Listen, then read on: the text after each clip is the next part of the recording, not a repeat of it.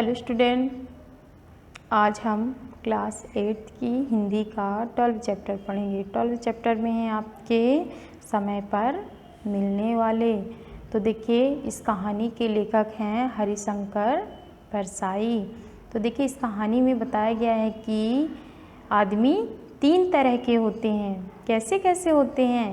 पहले होते हैं कि वह समय पर घर ना मिलने वाले, दूसरे हैं समय पर किसी के घर ना जाने वाले, तीसरे हैं ना समय पर मिलने वाले और ना समय पर किसी के घर जाने वाले। 3 प्रकार के व्यक्ति होते हैं। तो देखिए, कुछ व्यक्ति ऐसे भी होते हैं जो समय पर घर जाते हैं और समय पर मिलते हैं। इन व्यक्तियों को हम क्या कहते हैं? सज्जन व्यक्ति। इनके अंदर अनुशासन होता है। तो देखिए, समय पर घर ना मिलने वाले।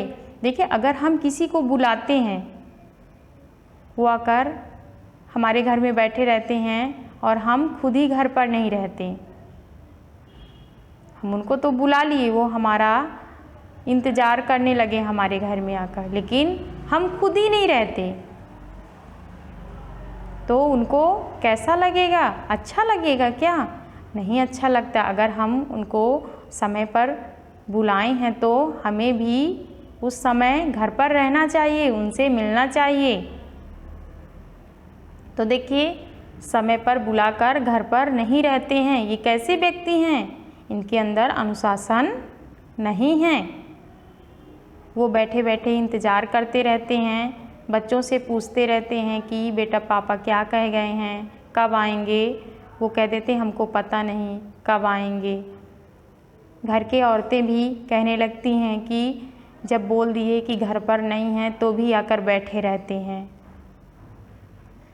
तो देखिए, कुछ व्यक्ति ऐसे हैं जिनके अंदर अनुशासन नहीं है, समय का कोई महत्व नहीं है। और देखिए, दूसरे नंबर के कौन से व्यक्ति हैं जो समय पर किसी के घर नहीं जाते। देखिए, अगर हम किसी को बुलाते हैं कि आप आ जाइए, वो हमारे घर नहीं पहुंचते और हम उनका इंतज़ार करते रहते हैं। तो कैसे व्यक्ति हैं ये जो समय पर नहीं पहुंचते? अच्छे हैं क्या? नहीं हैं, इनके अंदर अनुशासन नहीं है। ये समय पर किसी के यहाँ नहीं पहुंचते हैं। ये समय पर किसी के यहाँ नहीं पहुँचते हैं। इनके अंदर एक भी अनुशासन नहीं है। और तीसरे किस तरह के होते हैं? जो ना किसी के घर जाते हैं और ना ही समय पर मिलते हैं। ये ऐसे व्यक्ति हैं कि अगर समय पर मिलने का वादा किया जाए तो ना ये मिलते हैं, और अगर इनको घर बुलाया जाए तो ना ये घर पर ही आते हैं। ये ऐसे व्यक्ति अगर कहीं मिल जाते हैं इत्तेफाक से तो बोल देंगे अरे मैं भूल गया था, यहाँ बैठ गया तो मेरे दिमाग से ये बात निकल गई। हाँ, ऐसे व्यक्ति, इन व्यक्तियों के अंदर एक भी अनुशासन नहीं होता है। इन्हें समय का कोई महत्व नहीं है। ये मान सम्मान की बातें नहीं समझते हैं। आप बुला के घर में इंतज़ार करवाते रहते हैं किसी से, कितना अपमान होता है उनका। ऐसे व्यक्तियों को क्या कहते हैं? बुरे व्यक्ति। इनके अंदर एक भी अनुशासन नहीं होता है, इन्हें समय का महत्व नहीं पता है।